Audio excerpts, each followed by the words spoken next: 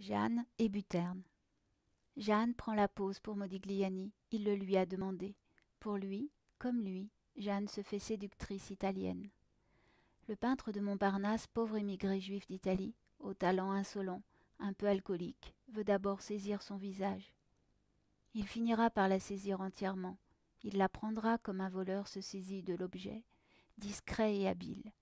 Il lui rendra son visage sur la toile colorée sous ses pinceaux, fragile, gracieuse, élancée et si délicatement féminine.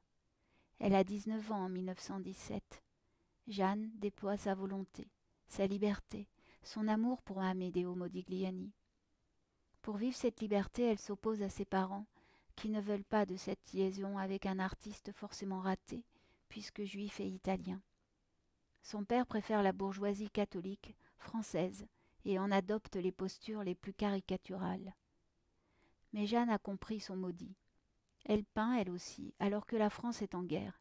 Elle veut hurler son amour par sa propre peinture, par le soutien qu'elle donne au génial italien, qui sombre en abusant des stupéfiants. Modigliani va mourir. Il se meurt de la tuberculose, aggravée par ses excès répétés, jamais soignés. Jeanne l'accompagne jusqu'au bout. Elle veut retenir le génie qui l'a prise pour modèle, pour ses plus grands chefs-d'œuvre. Mais la pente s'accélère, il est mort. Jeanne, usée par l'affrontement d'un si grand génie, se jette par la fenêtre, emportant dans la mort l'enfant de Modigliani qu'elle porte dans ses entrailles.